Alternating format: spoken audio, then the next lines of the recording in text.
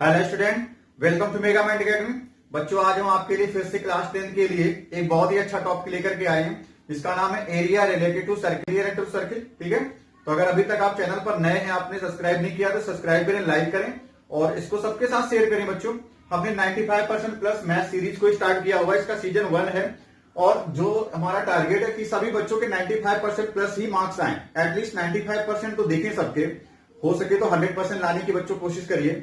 और आपको जैसे मैथ में अगर थोड़ी बहुत प्रॉब्लम भी होती है तो शेयर करिए, ठीक है। और सबके साथ बच्चों शेयर करो ताकि ज्यादा से ज्यादा ही चीजें पहुंचे, ज्यादा दूर तक चीजें पहुंचे। हो सकता है आपको मैथ में प्रॉब्लम्स है और मैथ सबको शायद डिफिकल्ट लगता भी हो, बट हमें बहुत आराम से मैथ्स करनी है। और अगर मैथ्स ले रखा है तो उससे डरना नहीं। हमारी टैगलाइन भी यही है कि मैथ्स लिया तो डरना क्या। ठीक है, तो चलो बच्चों, आज का हम लेक्चर शुरू करते हैं। आज हमें जानना है एरिया रिलेटेड टू सर्किल। उसका हमें पहला पार्ट है जिसमें हमें बेसिक्स पढ़ना है। बेसिक्स का मतलब ये है कि आपको चैप्टर टफ क्यों लगता है। टफ इसीलिए लगता है कि रीजन उसका ये कि जो मैंने की पॉइंट्स लिख रखे हैं इनमें हो सकता है आपको आधे से ज्यादा की पॉइंट्स ना पता हो, और अगर कुछ चीजें पता है तो बहुत अच्छी बात है। तो चलो फिर शुरू करें आज का लेक्चर। हमें पढ़ना है पहले तो सर्किल क्या होता है। तो सर्किल बच्चे जानते हैं होता क्या है। आप सिंपल सी बात, जैसे मैंने उधर फिगर बना रखा है, आप जानते हो कि सर्किल इस तरह से आपको दिखाई देता है। ठीक है, तो उसका एक डेफिनेशन तो होगा, कुछ सर्किल की डेफिनेशन है, उस तरह से समझो कि सर्किल क्या है, एक लोकस है of such points. Circle is the locus of such point. ऐसे पॉइंट्स का ये लोकस है। अब लोकस का मतलब आप नहीं समझ पा रहे तो बस ऐसे सोचो कि कुछ पॉइंट्स हैं किसी प्लेन में, इस तरह से बहुत सारे पॉइंट्स हम ले रहे हैं। ध्यान रखना, ये इस तरह से पॉइंट्स लिए गए हैं किसी प्लेन में। इन पॉइंट्स की किसी एक फिक्स्ड पॉइंट, जो कि मान लो ये रहा हो, से डिस्टेंस हमेशा कांस्टेंट रहती है। मतलब ये फिक्स पॉइंट है और कोई एक पॉइंट ऐसे घूमे, यहां इस तरह से घूम रहा हो, जिसकी डिस्टेंस हमेशा इस पॉइंट से कैसी रहे, इक्वल रहे। आप ऐसे भी कह सकते हो कि अगर कोई एक पर्सन एक रस्सी पकड़े यहां पे खड़ा हो जाए और रस्सी पकड़ के उसको ऐसे दूसरे सिरे को खुला छोड़ दे, या उसके दूसरे सिरे पर कोई बॉल है ना, कोई पत्थर बांध दे और पकड़ के अगर ऐसे घुमाता है, तो उससे जो पाथ बनता है बेटा, पाथ, वो कहलाता है सर्किल। तो यहां भी लोकस इसका यही है कि एक पाथ मिलेगा जिस तरह से आपको, तो सर्किल का मिलेगा। ठीक है, तो circle is the locus of such point whose distances from the fixed point is always constant. Circle क्या है, ऐसे पॉइंट्स का लोकस है जिनकी दूरियां, वो सारे पॉइंट्स, ये ले लो तो इसकी भी डिस्टेंस कहां से, इस फिक्स्ड पॉइंट से, ये डिस्टेंस। अगर ये पॉइंट लेना चाहे तो इसकी डिस्टेंस कहां से बेटा, इस फिक्स्ड पॉइंट तक की डिस्टेंस। जो भी ये डिस्टेंस है, ये डिस्टेंस हमेशा कैसी हो, कांस्टेंट हो, इक्वल हो, कभी भी चेंज ना हो। तो ऐसे सारे पॉइंट्स का लोकस क्या बना, वो एक सर्किल कहलाता है। आई थिंक आपको मेरी बात समझ में आ रही होगी। तो circle is the locus of such point which distances from a fixed point is always equal या ऑलवेज कांस्टेंट। ठीक है, तो दो बातें आ गई, एक तो डिस्टेंस आ गई जो हमेशा कांस्टेंट रहती है, और एक बात आ गई फिक्स्ड पॉइंट की। तो जो ये फिक्स्ड पॉइंट है बेटा और ये जो डिस्टेंस है, ये इनके भी दो नाम रख दिए गए। तो सर्किल हम लोग जान के सर्किल होता क्या है। ठीक है, अब जैसे मैंने कहा फिक्स्ड पॉइंट है तो इसको बोलते हैं लोग सेंटर। कुछ लोग सी से रिप्रेजेंट करते हैं, कुछ लोग ओ से रिप्रेजेंट करते हैं। हमने अपने इस फिगर में यहाँ पे जो पॉइंट है उसको ओ से रिप्रेजेंट किया हुआ है, और जो डिस्टेंस होती बेटा उसको बोलते हैं रेडियस। डिस्टेंस कौन सी, ये डिस्टेंस। मान लो अगर पी पॉइंट को आप देख रहे हो तो ओपी कितना है बेटा, रेडियस के बराबर आएगा, और उसे आर से रिप्रेजेंट करते हैं, आर मीन रेडियस। ठीक है, this is the radius of circle. ठीक है, तो ये बारीक बारीक चीजें आपको पता होनी चाहिए कि सर्किल की रेडियस क्या होती है एटलीस्ट। इसके बाद आता है डायमीटर। डायमीटर क्या होता है, जो रेडियस का डबल आप पढ़ के आते हो। फिर डायमीटर को हम लोग डी से रिप्रेजेंट करते हैं, और वो कितना होता है बेटा, ट्वाइस ऑफ रेडियस होता है। या यूं कहें कि रेडियस जो होती है डायमीटर की ठीक हाफ होती है ना। तो अगर आप ऐसे ले रहे हो, यहां से आपने डिस्टेंस ये ली ओ तक की, ये आपकी रेडियस हो गई। अगर इसको मैं और आगे बढ़ा दूं इस तरफ किसी पॉइंट तक, तो ये पूरी लेंथ जो आती है ना, ये पूरी जो लेंथ है, मान लो ये हो एक्स और ये वाई, तो एक्स वाई आपकी जो लेंथ है वो आपका डायमीटर है। और डायमीटर हमेशा कहां से पास होगा, सेंटर से पास होगा, ये ध्यान रखना। ठीक है, तो डायमीटर क्या था, रेडियस का डबल था, या रेडियस क्या थी, डायमीटर की हाफ होती है। ठीक है, आगे आते हैं, डायमीटर हो गया। कॉर्ड, कॉर्ड क्या होती है, सर्किल पर कोई दो पॉइंट आप ले लो, सर्किल पर लेने हैं, इसका मतलब जो ये लाइन आपको ब्लैक दिख रही है ये आपकी सर्कमफेरेंस होती बेटा। ठीक है, उसी पर मैंने कोई दो पॉइंट ले लिए, मान लो एक पॉइंट ले लिया ये एम, और एक पॉइंट ले लिया मैंने एन। तो हमने जो दो पॉइंट लिए एम एन, सर्किल पर ही लिए ना, इन्हीं दोनों पॉइंट को आप ज्वाइन कर दो, तो on joining any two points on the circle, on joining any two points on the circle, तो उससे जो लाइन सेगमेंट बनता है, ठीक है, जो लाइन सेगमेंट बना वो क्या कहलाता है, कॉर्ड कहलाता है। ये छोटी छोटी बातें आपको अगर याद हो जाती है तो चैप्टर बहुत ही आसान होगा, इसलिए बेसिक्स कराना बहुत जरूरी, नहीं तो फिर एक चैप्टर से बच्चे भागते ही हैं। और आपके एग्जाम में एक छोटा सा चैप्टर ही होता है ये, और कॉन्सेप्ट वाइज बहुत ही जबरदस्त है इसका। आपको कॉम्पिटिशन में ही बच्चों ये पूछा जाता है। आप डिफरेंट डिफरेंट पे प्रिपरेशन अगर करोगे ग्रेजुएशन लेवल पे, जैसे कि सपोज करो आपने एसएससी की प्रिपरेशन करी, या 10+2 के बाद भी होता है एसएससी का एग्जाम, तो क्लरिकल लेवल पे अगर आप वहां पे भी कर रहे हो तो वहां पे भी एसएससी, रेलवे में भी कभी कभार ऐसे क्वेश्चन आ जाते हैं। तो आप बहुत अच्छे से पढ़ें। 10th का आपका जो भी ये चैप्टर है हर कॉम्पिटिशन के हिसाब से देखो तो इंपॉर्टेंट है, ठीक है। तो एरिया इनटू सर्किल में हमने क्या जान लिया, अभी तक हमने जाना सर्किल एक्चुअली उसकी डेफिनेशन क्या है, सर्किल का सेंटर, रेडियस, डायमीटर, और अब बात कर रहे हैं हम लोग कॉर्ड पे। तो कॉर्ड क्या थी बच्चे, joining any two points on the circle, कोई दो पॉइंट सर्किल पर लो उनको ज्वाइन कर दो, उससे लाइन सेगमेंट जो बना वो क्या होता है, कॉर्ड होता है। अब आगे बात करते हैं सेगमेंट। आपने जब कॉर्ड बना दी तो आपने देखा सर्किल दो पार्ट में बढ़ गया, एक पार्ट ये नीचे रहा, एक पार्ट ये ऊपर रहा। तो सर्किल जब दो पार्ट में बढ़ जाता है किसी भी कॉर्ड के द्वारा, तो ये सर्किल के दोनों क्या कहलाते हैं, सेगमेंट कहलाते हैं। जो छोटा वाला पार्ट है इसको बोलते हैं माइनर, छोटा माइनर तो होता ही है वैसे भी, ये आपका माइनर सेगमेंट हो गया। और जो ऊपर का पार्ट है वो बड़ा है जिसको बोलते हैं मेजर सेगमेंट। तो माइनर सेगमेंट और मेजर सेगमेंट भी आपके क्लियर हो गए होंगे आई होप, ठीक है। तो आपने सेगमेंट पढ़ लिया और वहीं के साथ साथ आपने क्या पढ़ा, माइनर और मेजर सेगमेंट। अब बात करते हैं सेक्टर क्या होता है। तो सेक्टर होता है बेटा, आपने कोई भी सर्किल अगर लिया है, ऐसे सपोज करो मैंने ये सर्किल लिया, अब इस सर्किल में कोई भी दो पॉइंट आप रिजर्व कर लो और उनको सेंटर से मिला दो। मैंने सर्किल पर दो पॉइंट लिए P और Q और उनको मैंने सेंटर O से ज्वाइन कर दिया। तो इस तरह से जो आपका ये एरिया आया है ये कहलाता है सेक्टर। ये आपका क्या कहलाता है, सेक्टर। मैंने क्या किया, सर्किल पर कोई दो पॉइंट P लिए, ठीक है, उन दोनों पॉइंट्स को सर्किल के सेंटर से ज्वाइन कर दिया, ठीक है, वो कहलाता है आपका सेक्टर। और आपको इसका एरिया भी निकालना होगा, ठीक है। तो सेक्टर भी आप देखो ना, एक ये सेक्टर है जिसको आप कहोगे माइनर सेक्टर। माइनर सेक्टर ज्यादातर यही आपको एग्जाम में पूछने को मिलता है, सेक्टर वो भी माइनर पर। अब इसका फिगर अलग अलग हो सकता है। ये माइनर सेक्टर, तो मेजर कौन सा पार्ट हो गया, ये वाला पार्ट, जो ये पूरा बड़ा सा पार्ट बच गया। सर्किल के दो ही तो पार्ट यहां दिख रहे हैं, एक तो सेक्टर का पार्ट दिख रहा है, एक अपर पार्ट दिख रहा है जो ब्लैंक अभी तक था, मैंने लाइनों के द्वारा दिखाया, वो कहलाता है मेजर सेक्टर। Major sector. ध्यान रखना यहां पे एक एंगल जरूर कोई ना कोई होगा, वो एंगल सपोज करो थीटा रहा हो।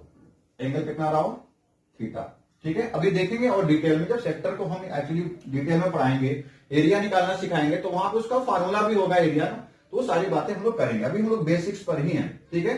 तो अब हम लोग देख लिया सेक्टर क्या होता है, ठीक है।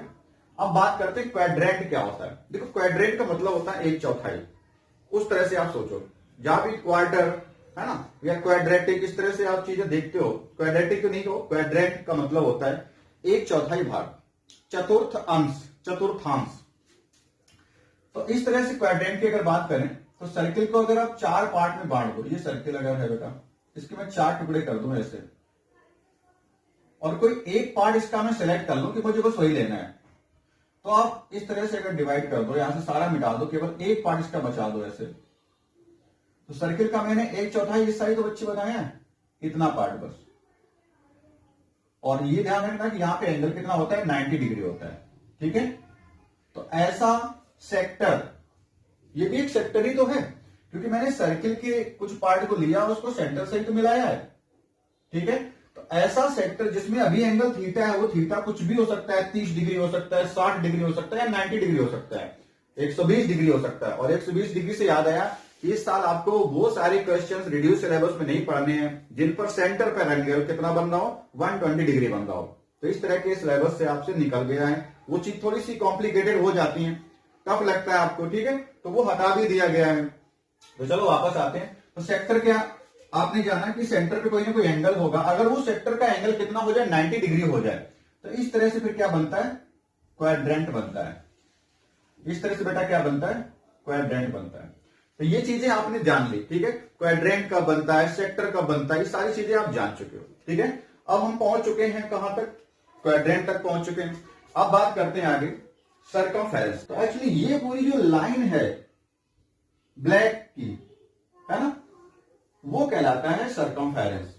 क्या होता है सर्कमफेरेंस आपकी? क्या बेटा, सर्कमफेरेंस आपकी होती है जो सर्किल की ये चारों तरफ का कवर है ना, वो कितनी लंबाई का है, कितनी लेंथ का है, वही उसकी सर्कमफेरेंस होती है, जिसे हम कैपिटल सी से रिप्रेजेंट करते हैं, ठीक है। हो सकता है कुछ और सिंबल आपका कहीं मिले, नहीं तो सर्कमफेरेंस इक्वल टू ही लिखते हैं। इसका भी अपना फॉर्मूला होता है, देखेंगे अभी हम वो भी। अब आते हैं, बात करते हैं आर्क लेंथ पे। आर्क लेंथ क्या है? आर्क लेंथ जैसा सर्कमफेरेंस वैसे इसकी आर्क लेंथ, है ना। सर्कमफेरेंस भी एक क्या है, सर्किल के बाहर का कवर जो है ना, उसी की ही तो लेंथ है। ऐसे आर्क लेंथ क्या है, उस कवर लेंथ का कितना पोर्शन आप चाहते हो, वही उसका आर्क है। सपोज करो आपने कोई दो पॉइंट फिक्स कर दिए P और Q, तो P से Q तक की जो सर्कमफेरेंस का भाग है, मैंने क्या कहा बेटा, P से Q तक, ये Q है, P से Q तक सर्कमफेरेंस का जो हिस्सा है वो उसका कहलाता है आर्क लेंथ, ठीक है ना। अब एरिया, एरिया हो सकता है आपसे सर्किल का, तो एरिया कौन सा पार्ट होता है, सर्किल के अंदर का हिस्सा, ये पार्ट, ठीक है ना, जो अभी तक व्हाइट दिख रहा है आपका, इस ब्लैक कवर के अंदर का जितना भी पोर्शन हो उसका एरिया है। अब एरिया आपको हो सकता है उस सर्किल का निकालने के बोले, या हो सकता है सेक्टर का निकालो, जैसा मैं अभी डिस्कस कर सकता हूं, कर चुका हूं ऑलरेडी। तो डिस्कस जब कर दिया है तो हो सकता है सेगमेंट भी हो सकता है ना, ओके। तो एरिया आपका किसी का भी निकालने के लिए हो सकता है, सेक्टर का, सेगमेंट का, माइनर मेजर भी लगा सकता है, ठीक है। इस तरह से हमने कुछ बेसिक्स आपके सामने डिस्कस किए। अभी आगे हम इन पर पढ़ेंगे, जो हमें निकालना होगा, इनके एरिया या आर्क लेंथ भी निकालना होगा। तो इस तरह की चीजें बाकी हैं जो आपका एक्चुअल एग्जामिनेशन के पर्पज से आएगा, ठीक है। तो चलो बच्चों आगे आइए बच्चों, अब आगे हम अगला कॉन्सेप्ट करने जा रहे हैं। कॉन्सेप्ट अब हमें स्टार्ट करना है जो क्लास 10th का बेस्ड है। इससे पहले हमने जो बेसिक्स किए उनको आप बार बार समझिए, सोचिए क्या है वो चीजें थी। तो चलो शुरू करते हैं बेटा। आपका बिल्कुल जो मेन पार्ट है, आपको जानना है सर्किल, उसका एरिया है, सर्कमफेरेंस क्या होता है। कोई भी सर्किल है तो आप उसको शेप वाइज जान चुके, इस तरह से हमें दिखाई देगा। उसका ये पॉइंट सेंटर होता है, उसको हमने ओ बोल दिया। सेंटर से सर्कमफेरेंस तक की डिस्टेंस को रेडियस बोलते हैं। मैंने क्या कहा, सर्कमफेरेंस से और सेंटर तक की डिस्टेंस जो होती है वो रेडियस होती है। जिसे अगर मैं आर लिख रहा हूं तो आप पहली चीज जान चुके हो, डायमीटर डी इक्वल टू कितना होता है, रेडियस का डबल 2r होता है। अगर आपको निकालना है सर्कमफेरेंस, तो मैं सर्कमफेरेंस को सी से रिप्रेजेंट कर रहा हूं, तो सी इक्वल टू होता है बेटा 2 पाई आर। अब पाई क्या है, पाई एक आपका इरेशनल नंबर है, ध्यान रखना, ये एक इरेशनल नंबर होता है। और जब आप कैलकुलेशन करोगे तो उसमें आप पाई की वैल्यू 22/7 लेकर के सॉल्व करोगे, जो उसके इक्वल नहीं होती, लेकिन कैलकुलेशन करने के लिए पाई को इक्वल टू हम 22/7 लेके चलते हैं। ध्यान रखना, पाई इक्वल टू लेकर चलते हैं, होता नहीं है, ठीक है, उसके अप्रॉक्स चलता रहता है। या कहीं कहीं पे पाई की वैल्यू आपको ऐसी भी देगी, पाई इक्वल टू 3.14 हो सकता है। कैलकुलेशन करने के लिए क्वेश्चन वाला खुद ही आपको दे दे पाई इक्वल टू 3.14, इस तरह से इसकी वैल्यू है ना। पाई जो है इरेशनल नंबर, उसकी बहुत डेसिमल के प्लेसेस तक वैल्यू निकाली गई, लोगों ने उन्हीं में ही पीएचडी कर डाली वैल्यू निकालने में ही, ठीक है।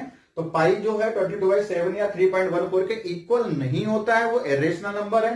ये p/q फॉर्मेट है, रेशनल नंबर है, जो कि रेशनल इरेशनल आपस में इक्वल नहीं होंगे। ये भी फ्रैक्शन फॉर्म है, डेसिमल नंबर है ना। और जो पाई कैसा इरेशनल, तो वो भी इक्वल नहीं है। लेकिन आपको कैलकुलेशन करने के लिए 22/7 या 3.14 कोई एक वैल्यू लेकर के करनी होगी। अगर क्वेश्चन वाला नहीं देता है तो पाई की वैल्यू आप 22/7 लगाएं। मैंने क्या कहा, अगर क्वेश्चन में आपको पाई की वैल्यू नहीं दी जा रही है तो आप 22/7 ही रखें पाई की जगह पे। अगर दिया जाएगा तो फिर 3.14 दिया जाएगा, उस केस में आप पाई की यही वैल्यू लेकर के सॉल्व करेंगे। आई थिंक आपको मेरी बात समझ में आ रही है। तो C इक्वल टू आ जाता है 2 पाई आर, यानी कि सर्कमफेरेंस से जानते हैं, मैं लिख भी दे रहा हूं, होता क्या सी है, सर्कमफेरेंस, सर्कमफेरेंस, ठीक है। और डी मीन्स डायमीटर होता है, ये बातें हम बता चुके हैं ऑलरेडी। इसके बाद आते हैं area of circle. Area of circle होता है pi r square, r mean radius, है ना। तो पाई की वैल्यू फिर से वही हो सकता है। सर्कमफेरेंस में आप इसको ऐसे पढ़े हो, 2r लिखा है ना, इसको बोल दो डायमीटर, है ना। तो पाई इंटू डी भी आप कर सकते हो सरकमफेरेंस निकालने के लिए, पाई इंटू डायमीटर। ओके, तो ये बातें आप अगर जानते हो तो अब आप कहीं ना कहीं पहली एक्सरसाइज की ओर थोड़ा सा बढ़ सकते हो। तो एक सिंपल सा क्वेश्चन लेते हैं। क्वेश्चन बेटा इस तरह से है, find area and circumference, find area and circumference of the circle of radius 7 centimetre. ठीक है, एक 7 सेंटीमीटर की रेडियस वाले सर्किल का आपको क्या निकालना है, एरिया भी निकालना है और उसकी सर्कमफेरेंस भी कितनी होगी। बेसिक सा क्वेश्चन लिया ताकि आपको कुछ चीजें आसानी से समझ में आ रही हूं। ठीक है, आप वैसे पिछली क्लासेस में कर चुके होंगे, बहुत ही बेसिक क्वेश्चन मैंने लिया है। आपको रेडियस गिवन है बेटा, कितनी, r equal to 7 centimetre given है, कोई बात नहीं। अगर हमें सर्कमफेरेंस निकालना है तो c इक्वल टू होता है 2 पाई r, c इक्वल टू 2 पाई और r। 2 को 2 रखा, पाई की वैल्यू नहीं दी है तो 22/7 ही लगाए, और रेडियस कितनी 7 है, तो 7 से 7 कैंसिल हो गया, कितना आ गया 2 इंटू 22 करोगे तो 24 सेंटीमीटर आपका आंसर आ गया, जो कि क्या है, सर्कमफेरेंस हो गई। ठीक है, अब बात करते हैं एरिया के लिए।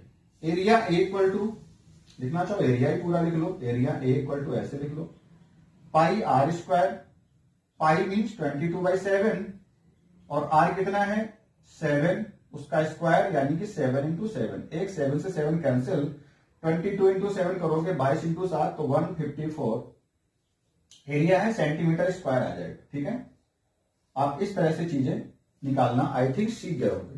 तो मैंने बहुत ही बेसिक क्वेश्चन ले रखा था। अब चलते हैं आपकी कोई बुक का एक क्वेश्चन उठाते हैं छोटा सा, ठीक है, ताकि आपको कॉन्सेप्ट बिल्कुल क्लियरली नजर आए। और ध्यान रखना ये चैप्टर बच्चों को हार्ड लगता है क्योंकि इसमें एरिया या सर्कमफेरेंस, आर्क लेंथ जो भी पूछा जाता है, सेक्टर का एरिया, सेगमेंट का एरिया, वो टफ लगने लगता है। उसका रीजन ये कि आप बिल्कुल जीरो लेवल से इसको स्टार्ट करें, आपको कभी भी टफ नहीं लगेगा। आपको पहले पता ही होना चाहिए कि वो कीवर्ड है क्या, डायमीटर है तो है क्या, है ना, कॉर्ड है तो है क्या। ठीक है, तो उस तरह से जब आप चीजें समझ गए होंगे तो आपको चैप्टर बिल्कुल टफ नहीं लगेगा, ये मेरा आपसे प्रॉमिस रहेगा। आप बिल्कुल पहले पार्ट से फिर 2, 3 ऐसे आगे जाएंगे तो बिल्कुल टफ नहीं लगेगा। ठीक है, और आप प्रैक्टिस जरूर करें। जब भी आप वीडियो को देखें, कॉपी पेन जरूर साथ में लें, ऐसे समझें कि आप बिल्कुल क्लास में पढ़ रहे हो, आपको बिल्कुल भी डाउट नहीं रहने वाला, ये मेरा प्रॉमिस रहेगा। और बच्चों अगला क्वेश्चन हमने आपके लिए लिया है, बहुत ही आसान है। ठीक है, बिल्कुल मैं कह रहा हूं जीरो से स्टार्ट कर रहा हूं, एरिया रेक्ट सर्किल, ताकि आपको बिल्कुल भी टफ ना लगे। कॉपी पेन पेपर लेकर के जरूर आप नोट करिए, लगाते रहिए ताकि आपको बहुत चीजें आसान लगे। What is the area of the circle, उस सर्किल का एरिया कितना है हमें निकालना, ए निकालना है। ठीक है, नोट कर लिया, comma the circumference of which is equal to the perimeter of a square of side 11 side का एक स्क्वायर है, उसकी पेरीमीटर के इक्वल है जिसकी सर्कमफेरेंस। इसका मतलब है सर्कमफेरेंस जो है वो इक्वल है perimeter of square, perimeter of square. ठीक है, तो स्क्वायर की पेरीमीटर क्या होती है, स्क्वायर का उसका बारे में भी आपको नॉलेज होनी चाहिए। स्क्वायर की पेरीमीटर होती है 4 इंटू साइड, है ना, तो आपको कहा है ऑफ साइड 11, तो इसको लिख लो 4 इंटू साइड ऑफ स्क्वायर। ठीक है, अभी बातें मैं बहुत ही बेसिक करा रहा हूं, ध्यान रखना। और बच्चे इनको पहले से जानते भी हैं, 10th में काफी बच्चे जो नहीं जानते, मैं सोच रहा हूं कि जीरो लेवल से भी आप पढ़ोगे तो आपको चीजें बिल्कुल क्लियर हो जाएंगी। हर एक बच्चे को जो भी इस चैनल पे विजिट करे उसको चैप्टर टफ नहीं लगना चाहिए, ये मेरा उद्देश्य है। ठीक है, तो सर्कमफेरेंस क्या होती है सर्किल की, 2 पाई आर होती है। तो 2 pi r equal to 4 into side कितनी दे रखी है, स्क्वायर की साइड 11 है। जो चीजें कट रही काट दो यहाँ पे, चलो इसी स्टेप में हम वैल्यू भी रख देते हैं, 2 इंटू पाई की वैल्यू रख दो 22/7, इसी स्टेप में रख दे रहे हैं ताकि आपकी वन लाइन में कैलकुलेशन भी होना शुरू हो जाए। 11 से क्या आप काट सकते हो, देखो अगर ये चीजें नहीं आती तो आप चलो डिटेल में ही दिखाते हैं, आप इन चीजों को बार बार से समझो कि ये पूरा आर के साथ जो भी पोर्शन है ना, ये बेटा उस तरफ जाके डिवाइड में ही तो जाने वाला है। यानी 11 की डिवाइड में कौन आएगा, 22 आएगा, और 7 जो डिवाइड में ऊपर चला जाएगा मल्टीप्लाई होगा। तो आप ऐसे काटने की कोशिश कर लिया करो, 11 से 22 काट सकते हो, 4 से आप 2 आपस में कैंसिल हो सकता है, 7 जो है डिवाइड मल्टीप्लाई होगा। तो चलो मैं दिखा रहा हूं फिलहाल के लिए कि 4 इंटू 11 उस तरफ लिखा था, और जो ये टर्म्स है वो 22/7 पलट के जाएगा तो 7/22 हो जाएगा। दूसरा जो 2 मल्टीप्लाई उस तरफ जाके 2 डिवाइड में भी हो जाएगा। तो ये जो ऊपर वाले टर्म से 2 इंटू 22 डिवाइड में आ गए, 7 जो डिवाइड में था मल्टीप्लाई हो गया। तो जो मैं कह रहा था 11 22 एक दूसरे कैंसिल कर सकते हो, वो यहां से करेंगे। 11 2 जा 2 इंटू 2 4, और दोनों 2 मिलकर 4 जो बना इस 4 को कैंसिल कर गया। आर इक्वल टू कितना निकल के आ गया, 7 आ गया। आपको आर इक्वल टू 7 आ गया, सेंटीमीटर में 11 दिया था तो आर की वैल्यू भी 7 सेंटीमीटर आ चुकी है। अब आपको क्या निकालना है, एरिया ऑफ द सर्किल निकालना है। तो आप क्या करो, एरिया ऑफ द सर्किल इधर निकालते हैं। एरिया निकालना है, इसका मतलब एरिया होता क्या है, पाई आर स्क्वायर, और पाई की वैल्यू अगर नहीं गिवन है तो 22/7 ही है। R square 7 into 7। अच्छा, ये कैलकुलेशन हम पिछले वाले क्वेश्चन में भी कर चुके हैं। एक 7 से पावर इसकी 7 कैंसिल होगा, 22 इंटू 7 आएगा, यानी कि 22 इंटू 7 कितना होता है, 154 सेंटीमीटर स्क्वायर। तो बच्चों इस तरह से एक और हमने बहुत अच्छा क्वेश्चन निकाला। आप फिर से कॉपी पेन लेकर के ही पढ़ते रहिए, नोट करते रहिए, और सबके साथ बच्चों वीडियो को शेयर जरूर करिए, सारे अपने फ्रेंड्स में फैला दीजिए। अगर वाकई में आपको वीडियो अच्छे लग रहे हैं, अगर चैनल पर आप नए अभी भी हैं तो नए मत बने रहिए, आप जरूर प्रेस करें सब्सक्राइब का बटन, बेल आइकॉन को भी आप ठीक है क्लियर कर लें, ताकि आपको सारे नोटिफिकेशन मिले जब भी वीडियो आए हमारे, ताकि आप उनसे किसी वीडियो से दूर ना रहें। और हम ऑलरेडी प्लेलिस्ट में सबको शामिल करते जा रहे हैं, जैसे वीडियो अपलोड होते हैं। तो 95% की हमारी सीरीज है, इस नाम से ही आपका प्लेलिस्ट बनेगा, ठीक है। 95% 10th क्लास लिखा होगा, पहले 10, फिर 95% प्लस मैथ सीरीज लिखा होगा। 12th की अलग जाएगी, वो बाद में मैं रिकॉर्ड करने वाला हूं, पहले 10th के लिए, ठीक है। तो आप पहले कंप्लीट हो जाएं, आपको पहले प्रायोरिटी दे रहे हैं।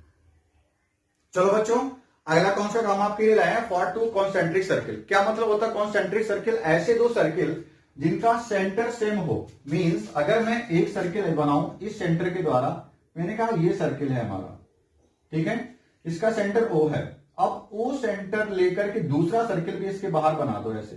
तो इस तरह से जो दो सर्किल बनते हैं उनको कहते हैं कॉन्सेंट्रिक।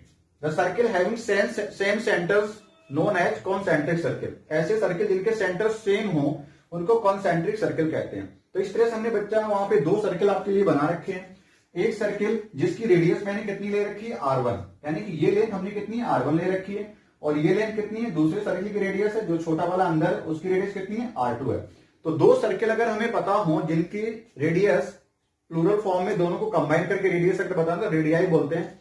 आपकी बुक में लिखा होगा RADII, और फिर दो रेडियस आपको दी होंगी 5 3, इस तरह से। तो दोनों को कंबाइन करके आप इस तरह से रेडियस बता देते हो। तो ये बुक में क्वेश्चन लिखने का पैटर्न है, आप उसको भी जानें, ठीक है। तो अब यहां पे मैंने क्या कहा, दो सर्किल हैं, एक रेडियस R2 है छोटे वाले की, और बड़ा सर्किल जो बाहर बना उसकी रेडियस कितनी है, R1 है। तो इस तरह से दो सर्किल के बीच में, यानी कि कॉन्सेंट्रिक सर्किल के बीच में कितना एरिया इंक्लोज होता है, मतलब उन दोनों के बीच में कितना एरिया घेरा है, जो हमने डार्क किया हुआ है। यहाँ पे ये पोर्शन हमने डार्क कर दिया है, इसका एरिया अगर आपको निकालने को आए तो किस तरह से आप निकालोगे। देखो कॉन्सेप्ट क्या कहता है कि मान लो पूरा बड़ा एरिया कितना हो गया, जो रेडियस R2 का है, सॉरी R1 का है। R1 हमने बाहर वाले सर्किल की रेडियस मानी, तो मान लो पूरा सर्किल अगर R1 रेडियस का होता तो उसका एरिया आप क्या निकालते, पाई R स्क्वायर फॉर्मूला होता है, तो आप कहते पाई R1 का स्क्वायर। अगर अंदर वाले सर्किल का एरिया मैं पूछूं तो आप कहोगे पाई R स्क्वायर के अकॉर्डिंग पाई R2 स्क्वायर।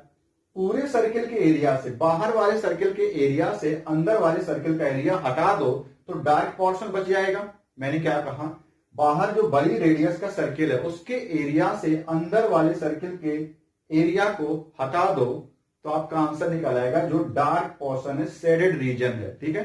तो किस तरह से निकालेंगे, मैंने क्या बताया उसको समझो।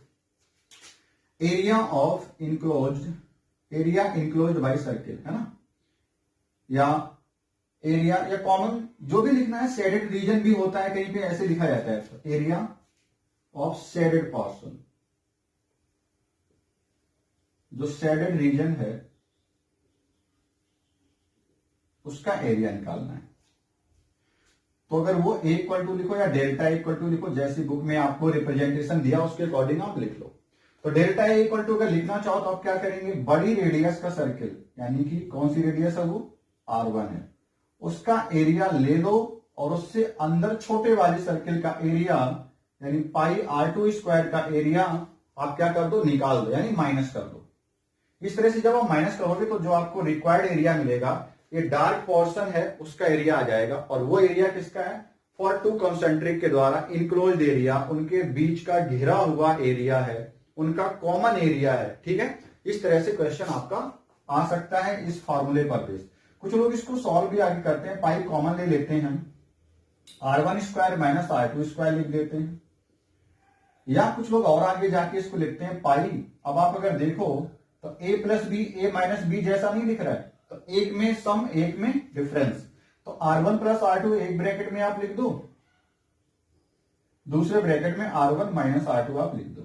ठीक है, इस तरह से भी इसका फार्मूला लिखा जा सकता है। ये सारे फार्मूले वैलिड है, आपको कोई भी फार्मूला यूज करना हो कर सकते हो।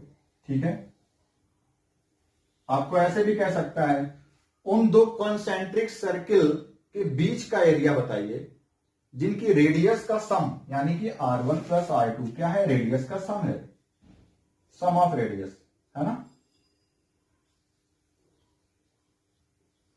सम of radius r1 plus r2, ये क्या है, डिफरेंस ऑफ रेडियस है।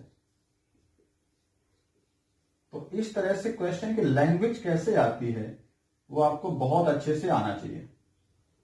आपको कहता है रेडियस का सम है 12, रेडियस का सम गिवन है, ऐसे दो सर्किल जो कॉन्सेंट्रिक हैं उनकी रेडियस का सम है 12। ठीक है, और रेडियस का डिफरेंस सपोज करो 6 है, रेडियस का डिफरेंस कितना है, 6। ठीक है, या डिफरेंस को और कुछ कर दो, 8 कर दो सपोज करो, डिफरेंस को मैंने कहा आप ले सकते हो। ठीक है, वो भी कह सकते थे 6 लेना तो 6 ले लो, चलो आप 6 ही ले लो। कैलकुलेशन है ना, आसान भी बनानी है टफ बनानी, क्वेश्चन पे डिपेंड करता है। तो देखो मैंने किस तरह से बताया, मैंने कहा ऐसे दो सर्किल जिनकी रेडियस का सम कितना मैं ले लूं, 12 ले लूं, और उनकी रेडियस का डिफरेंस कितना ले लूं, उनकी रेडियस का डिफरेंस मैंने ले लिया 6। ठीक है, इस तरह से लिया। तो अगर रेडियस का डिफरेंस और सम आपको पता चल चुका है तो आपको एक्चुअली पता क्या है, r1 प्लस r2 पता है। सम क्या मतलब होता है, r1 प्लस r2 12, डिफरेंस का मतलब होता है r1 माइनस r2 6। अब इन दोनों को इक्वेशन को सॉल्व करना आप जानते होंगे, linear equation in two variable जैसा आपने टॉपिक पढ़ रखा होगा, तो वहां से रेडियस निकाल लोगे, दोनों को अगर ऐड कर दिया तो आप r1 निकाल लोगे, सबट्रैक्ट कर दिया तो r2 निकाल लोगे, तब आपकी r1 r2 निकल के आ जाएंगे। ठीक है, तो फिर आप ये फार्मूले में रख दो या इधर रख दो, लेकिन अगर ये डायरेक्ट फार्मूला यूज कर दे तो क्या बुराई है भाई। देखो मैंने क्या कहा था, r1 प्लस r2 ही तो आपको 12 दिया है, तो इसकी जगह पूरा 12 रख दो, r1 माइनस r2 6 दिया, इसकी जगह पे आप क्या रख दो, 6 रख दो, तो आपका आंसर सीधे सीधे वन लाइन में आ जाएगा, पाई इंटू में 12 इंटू में 6, और 12 सीजा कितना होता है, 72 होता है, तो आप 72 पाई ही बना रहने दो इसका आंसर। तो इस तरह से आपका एरिया, कॉमन एरिया दोनों के द्वारा इनक्लोज्ड यानी शेडेड रीजन का एरिया निकल के आ जाएगा, जो कि कितना है 72 पाई। पाई की वैल्यू जो भी दी जाए आप उसको यूज करके कैलकुलेशन तो आप कर ही लोगे। ठीक है, तो इस तरह से मैंने कॉन्सेप्ट आपका। आइए बच्चों अगला क्वेश्चन करते हैं। अगला क्वेश्चन भी कॉन्सेंट्रिक सर्किल के कॉन्सेप्ट पर ही बेस है। क्वेश्चन में इस तरह से कहा गया, the inner circumference of the circular track is 220 metre. अगर ये अंदर वाला सर्कुलर ट्रैक है जिसकी हमें सर्कमफेरेंस कितनी दे रखी है, 220 मीटर, यानी ये आपको दे रखा है 220 मीटर। आगे पढ़ते हैं, the track is 7 metre wide, यानी कि ये ट्रैक अगर है तो 7 मीटर चौड़ा है, एवरीवेयर हर जगह 7 मीटर, ऐसा नहीं कम जा रहा। Calculate the cost of putting up a fence along the outer circular at the rate of 2 rupees per meter। कह रहा बाहरी वाला जो ये आउटर आपको दे रखा है, इस पर आपको क्या करना, फेंस करना है, चारों तरफ से घेराबंदी करनी है। उस पर कितना खर्चा आएगा, अगर खर्चा जो लग रहा है आपका 2 रुपए पर मीटर के हिसाब से देना पड़ेगा, और पाई की वैल्यू आपको 22/7 लेनी है। ठीक है, तो अगर ये हमें लेंथ 220 दे रखी है, ये आपकी हो गई इंटरनल जो इनर सर्किल है उसकी सर्कमफेरेंस, और इनर सर्किल की रेडियस हमने कितनी मानी है, r2 मानी है। It means we have to give in here 2 pi r2 is equal to 220। आप इसे सॉल्व करें, 2 से पहले तो कैंसिल कर दो, 110, पाई की वैल्यू 22/7 लेनी है, इंटू में r2 110, 22 से 5 बार में कैंसिल कर दो, तो R2 को जब निकालोगे तो R2 इक्वल टू आपका आ जाएगा 5 का मल्टीप्लाई 7 में उधर जाके हो जाएगा तो 35 हो जाएगा, 7 उस तरफ जाएगा, मल्टीप्लाई में आ जाएगा, ठीक है ना। तो R2 तो हमने निकाल ली। अब बात आती है आउटर सर्किल की, आपको क्या करनी है, घेराबंदी करनी है, फेंस करनी है, किसी तार से या किसी भी तरह से बाउंड्री बनवानी है, उसका खर्चा भी आपको देना पड़ेगा। तो पहले तो पता करें कितनी लंबी बाउंड्री बनेगी, जितने मीटर लंबी बाउंड्री बनेगी उतने मीटर का हमें खर्चा देना है। तो 1 मीटर का अगर 2 रुपए तो उतनी मीटर के क्या करेंगे, मल्टीप्लाई बाय 2 कर देंगे। तो पहले तो आउटर सर्किल जो है उसकी क्या सरकमफेरेंस निकाले, कितनी, उसकी रेडियस अगर हमें दे रखी है R1, तो ये R1 बेटा कैसे आएगी, इतनी लेंथ प्लस वाइड कितना है वो निकालेंगे। तो R1 पहले तो पता करें R1 कितना है। R1 इक्वल टू हो गया R2 में अगर हम 7 ऐड कर दें तो हमें मिल जाएगा, यानी 35 प्लस 7 कर दें जो कि कितना आएगा 42 सेंटीमीटर, या मीटर है, यूनिट मीटर चल रही तो मीटर आ जाएगा, ठीक है। अब निकालते हैं आउटर सर्किल की कितनी सरकमफेरेंस है। तो हम पहले निकालते हैं आउटर सर्किल की C2, वो हो जाएगी 2 पाई R2, वैल्यू रख दो 2 पाई मतलब 22/7 इंटू में R2 कितना 42 आया, कैंसिल कर लो 7 से तो 6 बार में, ठीक है, 6 बार में करना है। इसके बाद कितना हो गया 6 2 12 इंटू 22, मल्टीप्लाई कर लीजिए 12 का, तो 12 2 24, 12 2 24 और 2 26, 264 मीटर आपकी आ चुकी है बाहरी वाले सर्किल की सरकमफेरेंस, 264 मीटर। अब हमें करना क्या है, कितना खर्चा आएगा, तो कॉस्ट निकालनी है। तो आपको कॉस्ट कैसे निकलती है, कितना लेंथ है उसमें पर मीटर कितना देना, पैसे का मल्टीप्लाई कर दो। कॉस्ट इक्वल टू 264 में मल्टीप्लाई किसका कर देंगे 2 का, तो आपका टोटल आंसर आ जाएगा इतने रुपीज। आप इसका मल्टीप्लाई कर लीजिए, 2 का जब करोगे 2 4 जा 8, 2 6 जा 12, 1 कैरी, 2 2 जा 4 प्लस 1 5, 528 रुपीज आपको टोटल खर्चा देना होगा। तो इस तरह से हमने कॉन्सेंट्रिक सर्किल पर बेसिक बच्चों कॉन्सेप्ट कर रखा है। आपको आई होप समझ में आ गया होगा, ठीक है। आप वीडियो को सबके साथ शेयर करिए, सारे बच्चों की हेल्प करो, अपने बैच में जितने पढ़ते हैं तुम्हारे साथ, जितने फ्रेंड्स हो 10th में हो, सबको बताइएगा, ठीक है। चलो मिलते हैं नेक्स्ट अगले कॉन्सेप्ट बच्चों।